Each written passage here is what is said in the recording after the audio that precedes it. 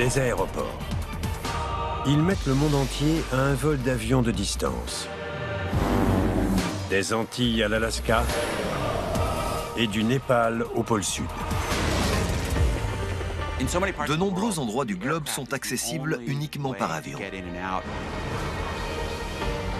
Les aéroports jettent des ponts entre les peuples et entre les continents. Des merveilles d'ingénierie. Un aérodrome sur glace reconstruit chaque année. Un tarmac niché à l'ombre des gratte-ciels. Une piste d'atterrissage sculptée dans la montagne. Le principal danger, c'est l'aéroport lui-même. La conception est extrême quand il n'y a pas de meilleure solution.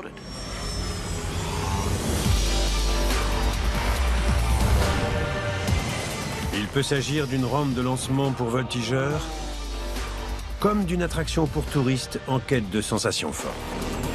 Des paysages à couper le souffle et des parcours hors normes vous attendent. Alors attachez vos ceintures. Voici les 10 aéroports les plus extrêmes du globe.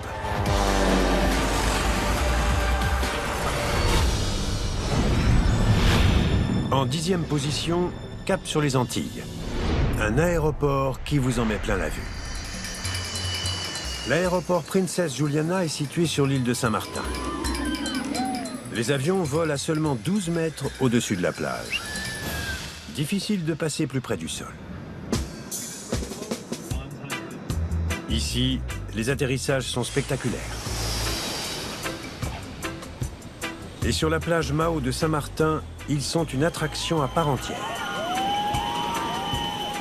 Les avions qui sont en phase d'approche finale passent juste au-dessus des vacanciers.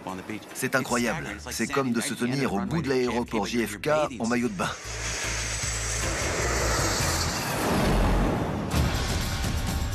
L'île de Saint-Martin dispose de si peu de terrain plat qu'un vaste aéroport était inenvisageable. Ce manque de place est un problème récurrent dans les Antilles. L'aéroport de Taini Saba a la plus courte piste d'atterrissage commercial au monde. À Saint-Barthélemy, les pilotes doivent survoler une route en rase-motte avant de poser leur avion.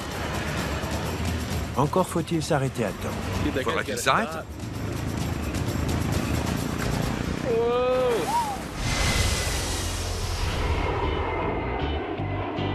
Mais aucun ne rivalise avec le Princess Juliana.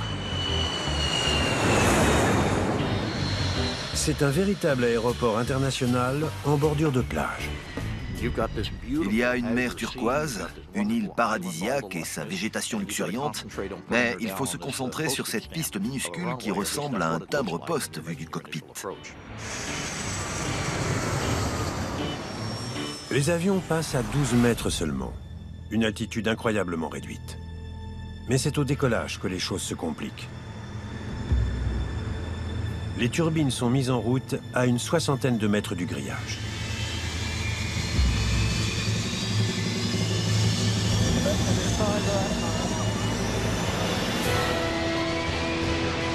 Une bouffée d'air à 38 degrés mêlée au gaz d'échappement déferle sur la plage à 80 km/h. C'est l'équivalent d'une tempête tropicale. Les vacanciers prêts au dépourvu sont littéralement soufflés par une telle puissance. Ce sont quand même des 747. Chacune de leurs turbines a une poussée de 23 tonnes. Mais certains touristes ne demandent qu'à se frotter au moteur à réaction. Ça va décoiffer! L'aéroport Princess Juliana est à l'origine d'un sport extrême aussi dangereux qu'unique en son genre. Le rodéo sur grillage.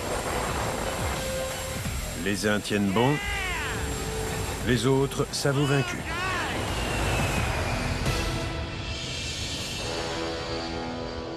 Personne n'oublie l'aéroport Princess Juliana. Ni les passagers des avions, ni ceux qui se tiennent 12 mètres au-dessous.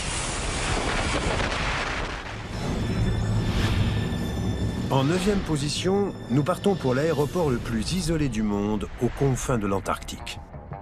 Voici la piste sur banquise de la baie de McMurdo, l'aéroport du pôle Sud. Il fait si froid et on est si loin de tout qu'on se croirait sur une autre planète. Et cette piste est bâtie à partir de rien chaque année. C'est un environnement impitoyable. Situé à 77 degrés de latitude sud et à 1250 km du pôle, cet aéroport sera probablement celui par lequel vous passerez si vous décidez d'aller au pôle sud. Quand les portes s'ouvrent et qu'on descend de l'avion, on comprend qu'on n'est ni à New York ni à Los Angeles, mais bien en Antarctique. De tous les côtés, on voit des volcans géants, des montagnes, de la glace. C'est une sensation incroyable. En tant que météorologue, John Cassano a besoin de faire des recherches au pôle. Ses voyages en Antarctique lui sont indispensables pour étudier la météo et le climat local. Voilà 20 ans qu'il vient ici. Cette piste est essentielle à notre travail. Il fait partie des 1200 personnes qui vivent et travaillent en permanence à la base scientifique de McMurdo. C'est la principale base américaine en Antarctique. C'est un centre de recherche d'une importance capitale, situé sur le continent le plus inhospitalier du monde.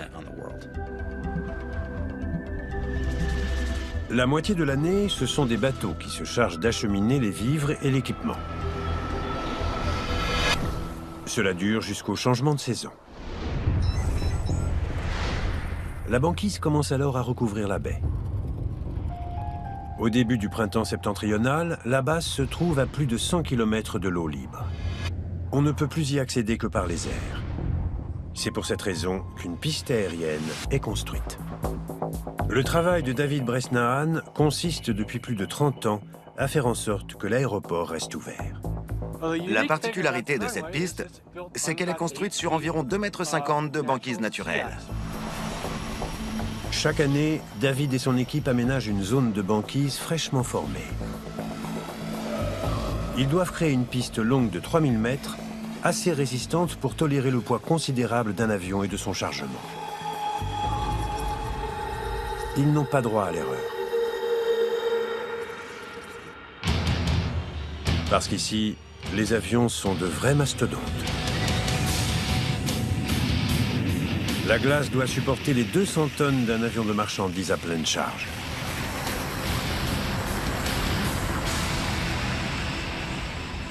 Dans l'avion, quand je pense qu'on va atterrir sur la glace, ça me paraît insensé. La piste s'étend au-dessus de 800 mètres d'eau. Si la glace cédait sous vos pieds, vous succomberiez en quelques secondes.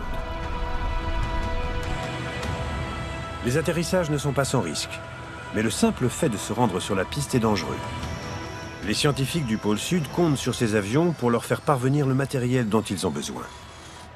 Mais en Antarctique, le temps peut changer d'une minute à l'autre. Et quand le blizzard souffle, un voile blanc s'installe. On ne voit plus l'horizon. On ne sait plus si on monte ou si on descend. On n'a plus le moindre repère. C'est comme si on flottait dans le vide.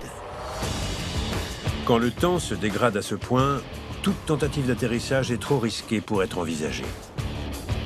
Les avions n'ont donc plus d'autre choix que de refaire en sens inverse les 3200 km qu'ils viennent de parcourir. On appelle ça un boomerang.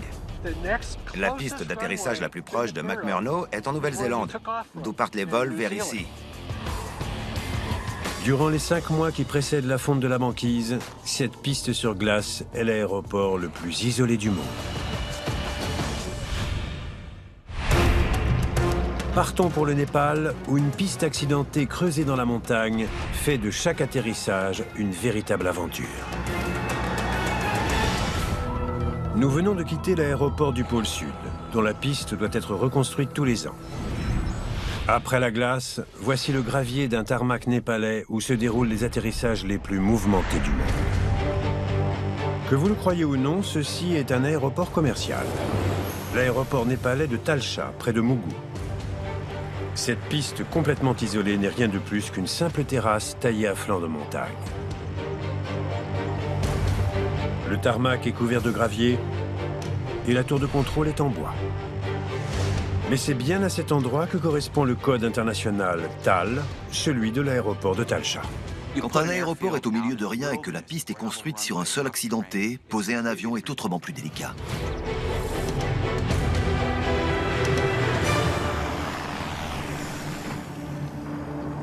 Les reliefs montagneux, l'altitude élevée et l'imprévisibilité de la météo font du Népal l'un des pays où il est le plus dangereux de voler.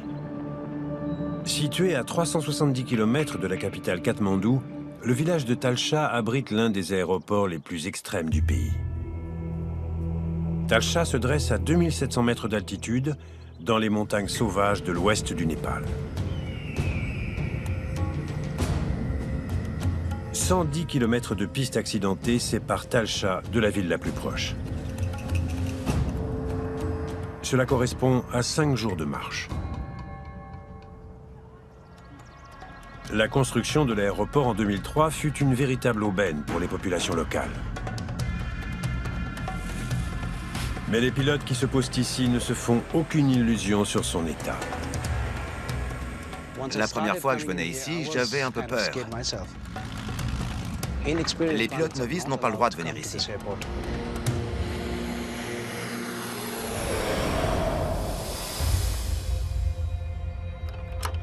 Il est 8 h du matin. Bin Datapant est le contrôleur aérien de Talcha. Bonjour, ici la tour de contrôle. Il travaille ici depuis l'ouverture de l'aéroport. Sans lui, aucun avion ne pourrait se poser ici. Mais aujourd'hui, l'aéroport est plus indispensable que jamais. Un habitant de la région vient d'être acheminé jusqu'à l'aéroport en brancard. Grièvement blessé, il a besoin de soins médicaux. Le trajet jusqu'à l'aéroport a duré 2 heures. Une évacuation aérienne est son seul espoir. Bim, le contrôleur aérien, essaye de contacter d'urgence les compagnies aériennes locales. À 160 km de là, le premier avion disponible s'apprête à décoller. À Talcha, la famille du blessé l'attend fébrilement.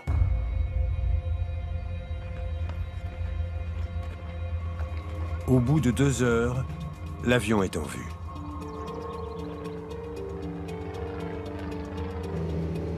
Alors que le pilote se prépare à la phase d'approche, la piste n'est encore qu'une trace infime sur le versant de la montagne.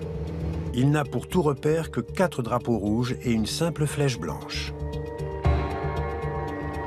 À présent, le pilote va devoir poser son avion sur cette courte piste de gravier. Un revêtement peu approprié aux atterrissages. La piste est traversée par la route qui mène au village. Donc, elle est couverte de nids de poules et de grosses pierres. Le principal danger quand on se pose à Talcha, c'est l'aéroport lui-même. Les atterrissages sont très techniques. Il y a 3 ans, une approche mal négociée conduisit cet avion à finir le nez dans le gravier.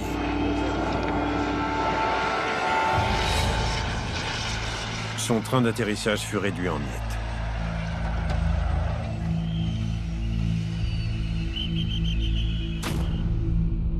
La carcasse est toujours au bord de la piste, tel un avertissement des risques encourus.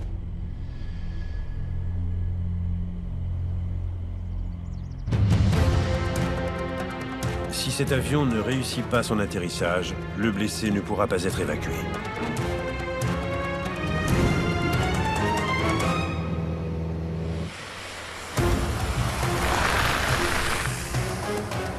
Le pilote doit freiner le plus possible son appareil dès que les roues touchent le sol, malgré les irrégularités de la piste. Au bout de la piste, il y a un grand précipice. Si un avion ne réussissait pas à s'arrêter avant, il tomberait de la falaise. Ce serait catastrophique.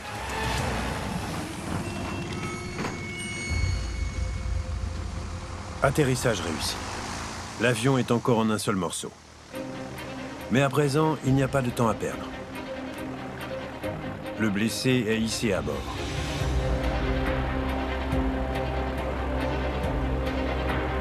Moins de 20 minutes après s'être posé, l'avion est de nouveau dans les airs.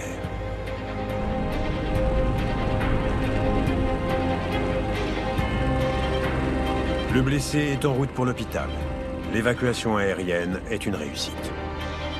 Et tout cela grâce à une bande de terrain rocailleux nichée à flanc de montagne. L'aéroport de Talcha. En 7e position, les abords sauvages et humides de Lake Hood en Alaska.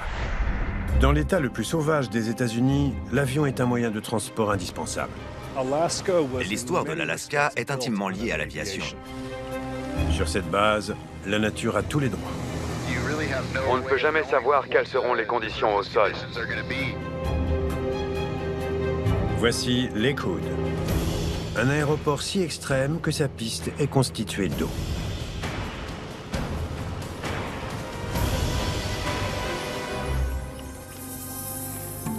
L'hydrobase s'étend à côté de l'aéroport international d'Anchorage.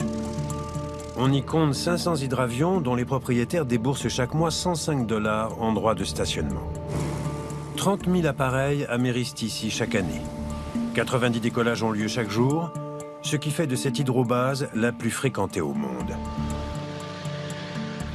Quand on se pose sur l'eau, on est confronté aux paramètres non contrôlables d'un environnement sauvage. Même s'il n'y a pas de tarmac, l'eau peut très bien tenir lieu de piste d'atterrissage. Mais le contact avec l'élément liquide ne se passe pas toujours comme prévu.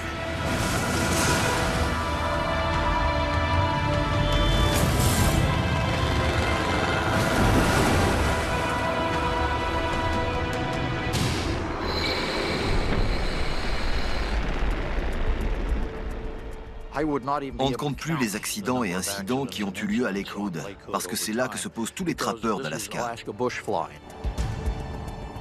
Cette scène a été filmée à Lakewood durant l'été 2009. Un De Havilland Beaver prend son envol. À son bord, une famille de 4 personnes et 2 chiens. Et quelques instants plus tard,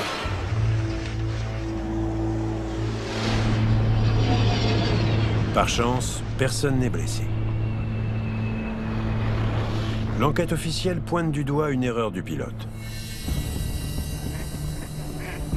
En dépit des risques, la base de Lakewood doit rester ouverte. Pour les familles qui vivent dans les étendues sauvages de l'Alaska, c'est le seul moyen de rallier la ville d'Anchorage.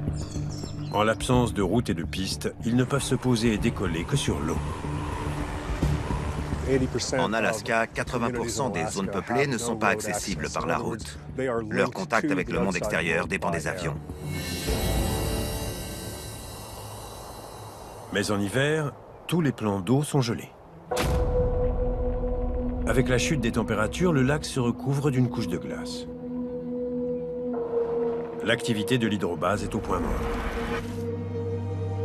La totalité des appareils est clouée au sol. Le contact avec l'intérieur des terres est rompu. En Alaska, beaucoup de gens vivent en pleine nature. Leur mode de vie est en grande partie tributaire de l'hydrobase et de son personnel. La métamorphose du lac se répercute sur les appareils.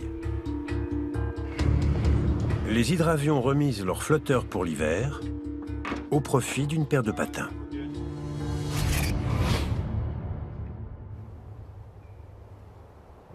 L'aéroport ne peut pas être rouvert tant que la glace n'est pas solide.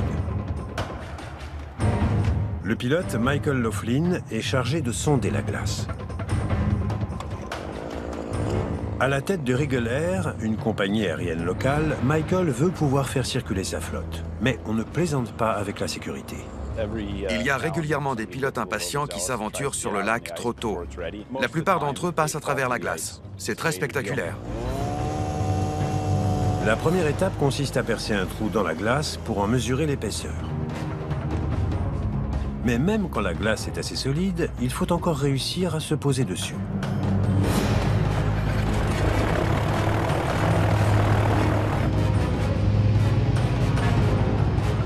Tenter une approche avec un avion trop lourd pourrait faire céder la glace et mettre l'appareil en danger. Un atterrissage sur glace est bien plus complexe qu'un amérissage. On ne peut jamais savoir quelles seront les conditions au sol. Le pilote doit savoir faire confiance à son intuition. Aucune balise n'est présente à la surface du lac gelé. Tout repose sur l'habileté et l'appréciation du pilote. Il faut scruter la piste pour s'assurer qu'il n'y a pas de couche trop mince ni de poche d'eau. Et contrairement à l'Antarctique, la glace de ce lac n'atteint jamais 2,50 m d'épaisseur. Si la glace est trop fine, on finit à l'eau.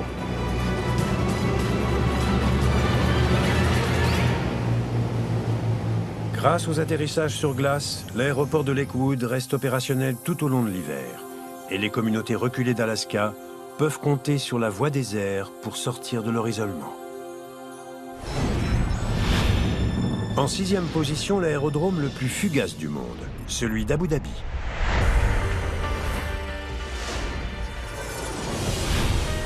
« 363 jours par an, c'est un port de marchandises. Mais un week-end par an, voici ce qui s'y passe.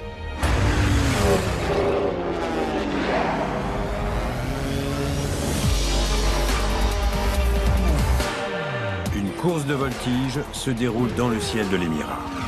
On a des sensations folles. C'est un sacré défi. Dans le sport motorisé le plus rapide au monde, les avions se faufilent entre 5 portes gonflables à des vitesses atteignant 370 km/h. Le gagnant est celui qui termine le parcours le plus vite. C'est mieux que les montagnes russes.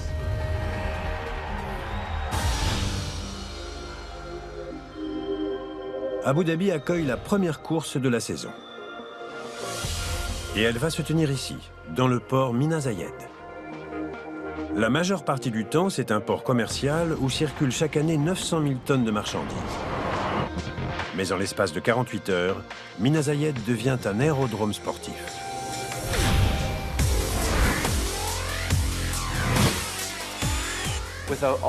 Grâce à une foule de gens qui travaillent d'arrache-pied, un aérodrome de voltige apparaît comme par magie.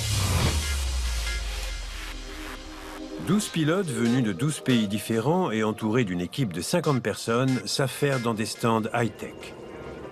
On règle les moteurs de 340 chevaux, tout en se préparant psychologiquement à la course. L'Américain Michael Goulian participe à cette course depuis 6 ans. L'aérodrome de la course d'Abu Dhabi est différent des autres aérodromes de voltige. Ici, on crée une véritable arène aéronautique pour une semaine seulement. Faire décoller les avions de voltige est loin d'être facile. Ils s'élancent d'un quai de marchandises, pas d'un tarmac. La piste est très courte. Il y a un grillage à un bout et l'océan à l'autre. Mais ces bolides de poche n'ont besoin que de 240 mètres pour décoller. On ne s'attarde pas au sol, on préfère voler. Ce qu'ils veulent, c'est pouvoir faire ça. En tonneau, ces avions peuvent effectuer jusqu'à 70 rotations par minute. Capables de boucler les 5 km du parcours en moins de 100 secondes, ces pilotes repoussent les limites des capacités humaines.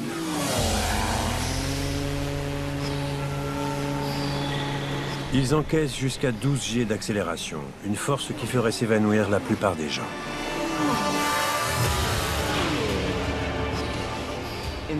Dans cette course, on est à l'extrême limite de notre résistance au G et des capacités de notre avion. Cette base réservée à l'élite des pilotes ne prend aucun passager. Ici, il n'y a pas l'ombre d'un appareil commercial à l'horizon. Rien d'étonnant pour une infrastructure aérienne qui n'existe que le temps d'une course. Après l'aérodrome dédié au sport motorisé le plus rapide du monde, voici en 5e position l'île de Madère dans l'Atlantique. L'aéroport le plus venteux qui existe. Certains aéroports de la planète sont connus pour les rafales qui les balaient. Rien n'est plus délicat pour un pilote que de se poser avec un vent de travers. Certaines bourrasques sont capables de déporter un avion hors de la piste. C'est une sensation très désagréable. Pour parvenir à poser leur appareil, les pilotes doivent affronter les éléments.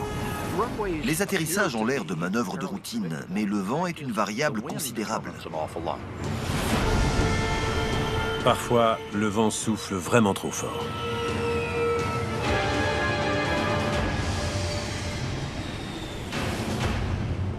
De toutes les destinations touristiques, aucune ne ressemble à celle-ci. Voici l'aéroport de Funchal.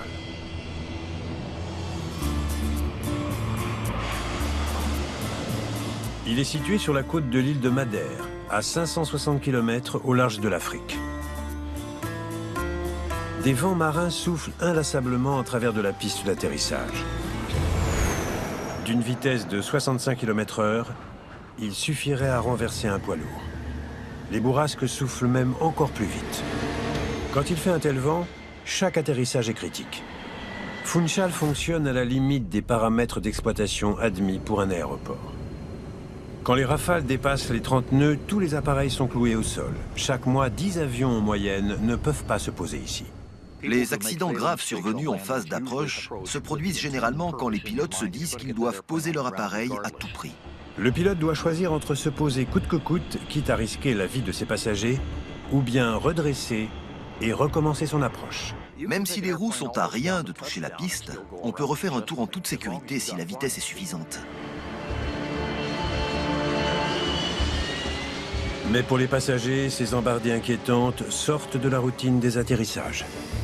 L'avion s'approche de la piste, tout a l'air normal, quand tout à coup la poussée des réacteurs vous cloue au fond de votre siège.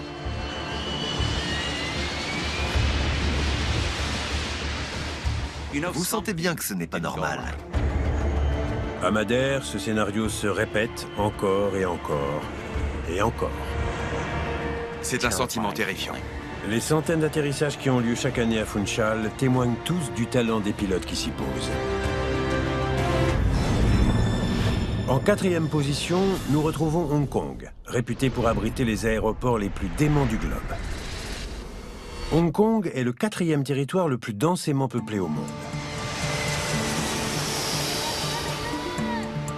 Pendant des dizaines d'années, les aéroports de Hong Kong ont dû disputer au gratte-ciel le moindre centimètre carré de tarmac. Parmi eux, celui de Kai Tak, si redoutable qu'il en était devenu légendaire.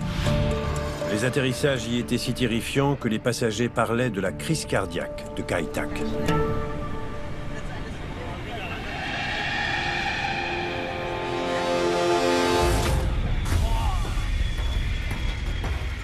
C'était un aéroport qui faisait froid dans le dos. C'était la destination aérienne la plus extrême.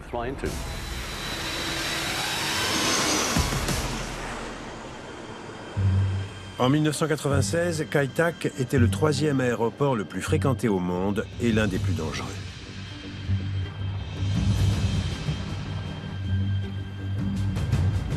Il y circulait quotidiennement 440 appareils. Plus de 30 millions de passagers l'empruntaient chaque année. Quand il était pilote de ligne pour la Cathay Pacific, la compagnie locale, le commandant Mike Lowes se posait à Kai Tak 15 fois par mois. C'était la phase d'approche la plus délicate au monde. Les montagnes voisines rendaient impossible une approche directe face à la piste d'atterrissage. Les avions devaient donc effectuer un changement de cap de 47 degrés aux abords des gratte-ciel de la ville.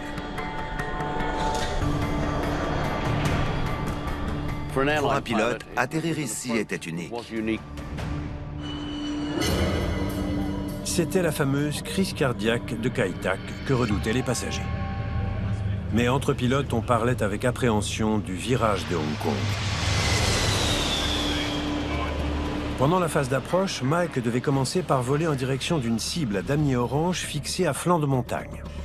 Il fallait repérer la cible, amorcer l'atterrissage et ensuite se mettre dans l'axe de la piste. Cette manœuvre était si délicate qu'elle dépassait les ressources des ordinateurs de bord. Les pilotes devaient donc effectuer l'intégralité de l'approche manuellement. Il fallait beaucoup d'habileté, parce que tous les instruments de guidage étaient désactivés. Quand on changeait de cap, il fallait garder l'œil sur la piste. Le virage devait être effectué en seulement 20 secondes. Une fois le virage terminé, on se retrouvait quelque part entre ces deux tours. C'est à ce moment-là qu'on était enfin dans l'axe de la piste. L'avion ne devait pas être à plus de 60 mètres du sol.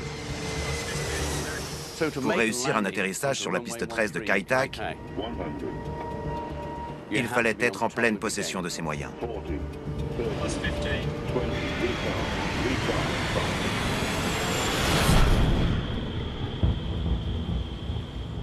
Seuls les pilotes les plus expérimentés étaient autorisés à se poser sur le redoutable aéroport de Kai Tak. On ne pouvait pas se présenter comme une fleur à cet aéroport. Il fallait d'abord s'être entraîné sur un simulateur et avoir réussi un examen avant même d'avoir le droit de tenter cette approche. Et la première fois qu'on atterrissait ici, on avait l'impression d'avoir accompli une prouesse. Mais l'expansion progressive de Hong Kong en vint à rendre Kai Tak trop dangereux. Le terminal ferma ses portes, ce qui rendit indispensable la création d'un nouvel aéroport plus vaste. Kai Tak n'a jamais été considéré comme une solution à long terme pour Hong Kong, mais il n'y avait pas la place de faire mieux. Le manque absolu d'espace constructible était un problème extrême, auquel fut apportée une solution non moins extrême, l'édification d'une île artificielle. 2 petites îles furent nivelées et 3 millions de mètres cubes de terrain furent déplacés, ce qui permit de créer 1200 hectares de terre supplémentaires. Un nouvel aéroport était né. Voici Chek Lap Kok, l'un des aéroports les plus fréquentés au monde. L'ancien aéroport de Kai Tak était sans nul doute dangereux, mais le commandant Mike Loves en garde un souvenir ému. C'était un aéroport extraordinaire. Il fallait être à la hauteur. C'était un aéroport pour les vrais pilotes.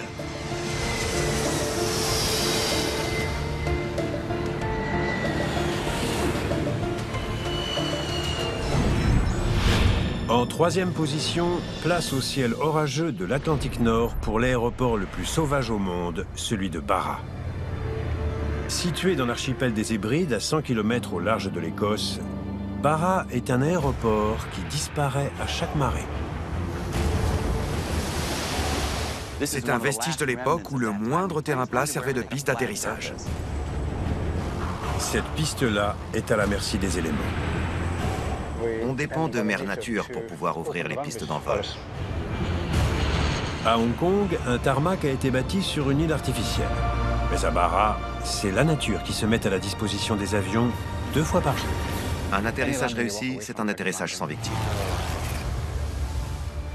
9 h du matin. La petite île de Barra est coupée du reste du monde, et ce depuis maintenant 24 heures. La mer démontée empêche le ferry de sortir du port. L'aéroport est à présent la seule solution pour quitter l'île.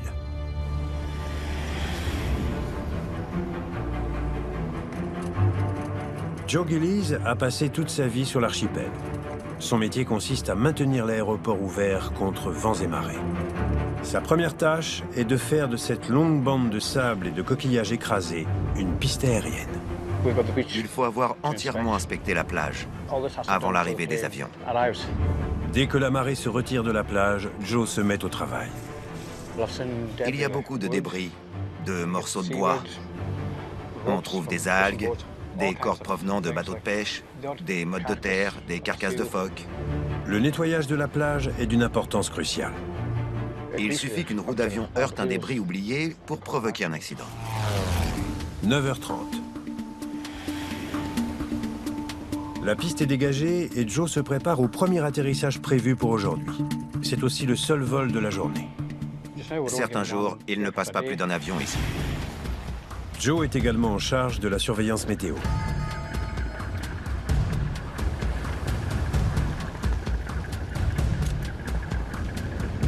Et si le vent dépasse les 55 nœuds, l'aéroport doit être fermé.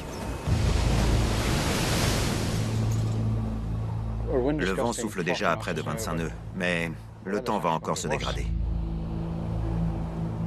Pour l'instant, l'aéroport peut continuer de fonctionner. Mais la fenêtre météo est très étroite. La visibilité est mauvaise. Quand cette colline est voilée, ça devient délicat pour les avions. Seuls des appareils spécialisés peuvent se poser à Barra. Parmi eux, le Twin Otter. Ce modèle, qui vole depuis le milieu des années 60, possède un train fixe, idéal pour le revêtement mou de la plage. Les avions à hélice sont les seuls à pouvoir décoller de la piste sableuse de Barra. Il ne faut pas se poser ici avec un jet, c'est trop lourd. Une fois sur place, il ne pourrait jamais repartir. Le vol quotidien vers Barra a quitté Glasgow il y a 1 heure. L'appareil doit se poser avant que le temps ne se gâte.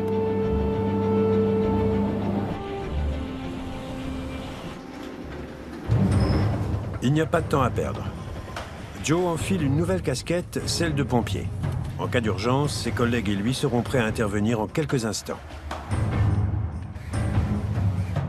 Au moindre incident, on a 2 camions de pompiers prêts à être déployés instantanément. Il faut réagir très vite, parce que le kérosène brûle très vite. 10 heures.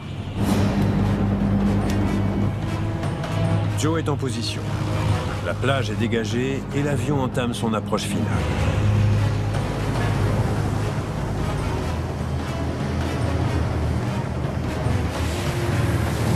Au regard des conditions de la piste, c'est un atterrissage exemplaire. Mais l'opération n'est qu'à moitié terminée. La marée est en train de changer et la piste sera bientôt recouverte d'eau. Joe a donc très peu de temps pour tourner l'avion dans l'autre sens et y faire monter les passagers. La marée n'est pas toujours prévisible. Il y a des jours où elle remonte bien plus rapidement que d'autres. Et Joe endosse à présent son 4e rôle, celui de bagagiste.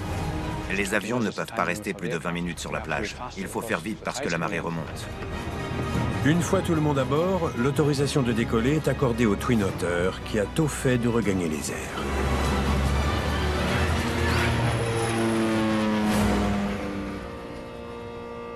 Joe peut se détendre. Il s'est acquitté avec succès de son travail de la journée. L'île de Barra est de nouveau en contact avec le monde extérieur. Grâce à Joe, l'aéroport le plus sauvage du monde est toujours en service. J'adore mon boulot. Je n'ai pas le temps de m'ennuyer.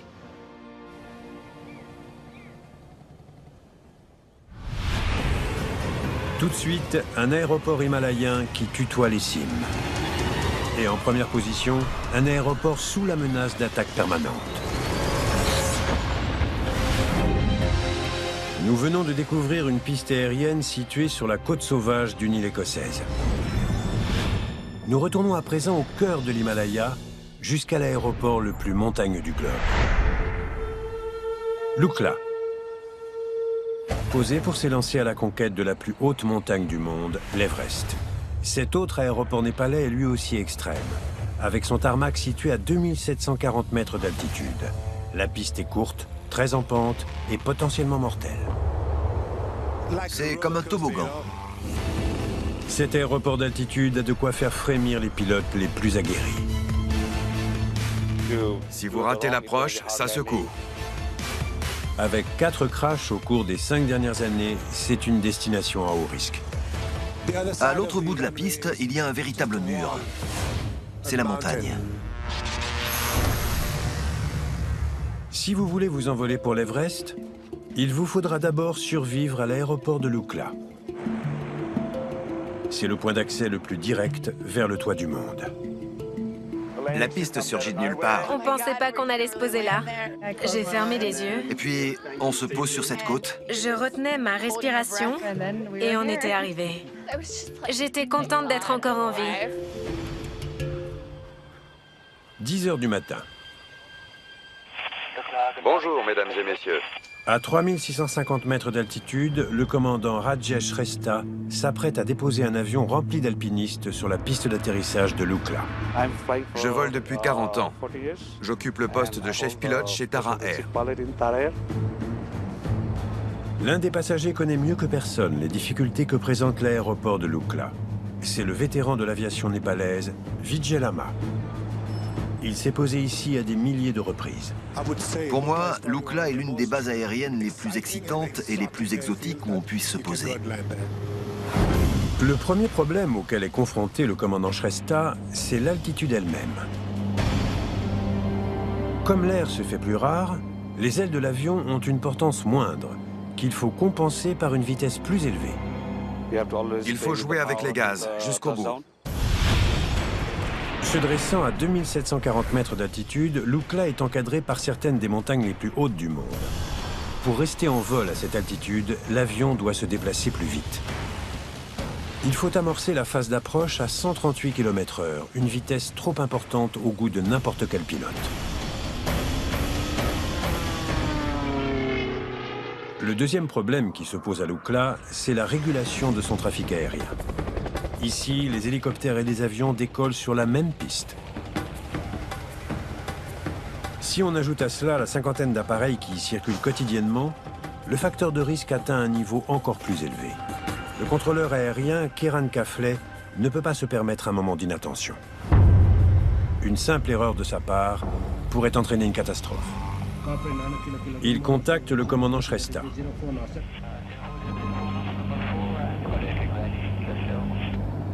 L'appareil est autorisé à se poser. Une fois au sol, il devra tenir compte de l'inclinaison du tarmac. Longue de seulement 450 mètres, la piste oblige le pilote à freiner énergiquement. Au bout de la piste se dresse un imposant mur de pierre. En 2010, cet appareil a percuté le mur faute d'avoir pu s'arrêter à temps. Par chance, aucun passager n'a été blessé.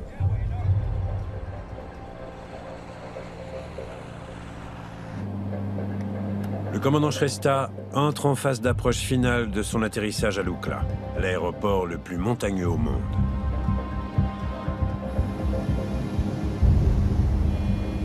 Ici, l'approche doit être parfaite. Dès qu'on franchit cette arête, il faut commencer à sortir le train d'atterrissage. C'est ce que vous entendez là. Le commandant contacte la tour de contrôle.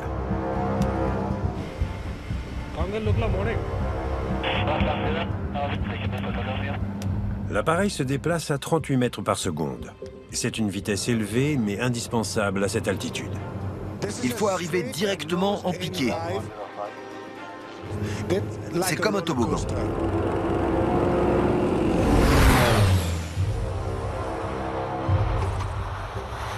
L'avion est posé.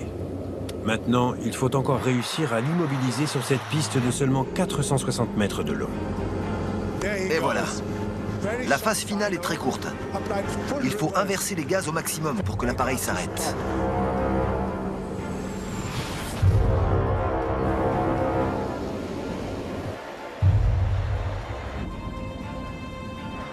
Il a réussi.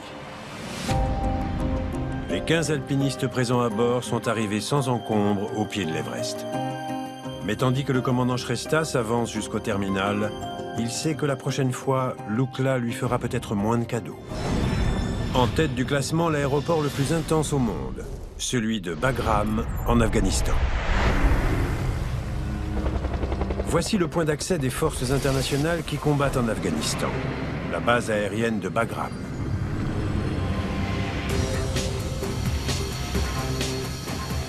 Dans tous les autres aéroports, tout est fait pour aider les pilotes. Mais à Bagram, il faut compter avec des forces hostiles.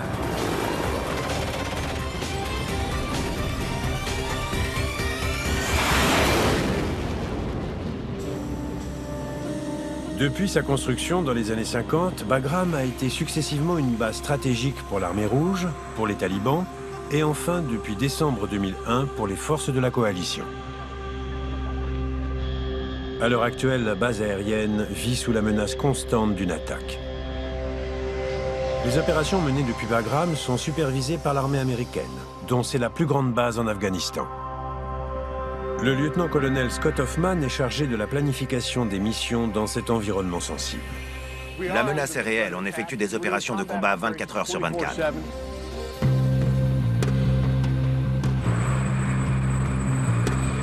Bagram a été la cible de centaines d'attaques ces 10 dernières années. En mai 2010, une caméra infrarouge a été témoin de l'une de ces attaques. On peut voir un rebelle des environs lancer une grenade sur des soldats de la coalition. L'explosion est suivie d'une fusillade.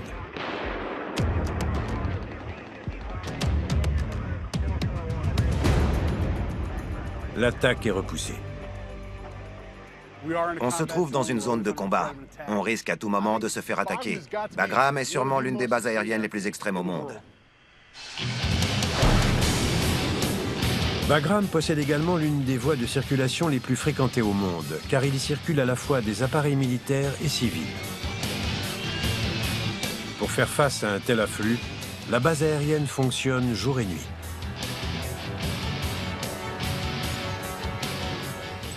On est au cœur du conflit, mais on arrive quand même à prendre en charge près d'1 millier de décollages et d'atterrissages par jour.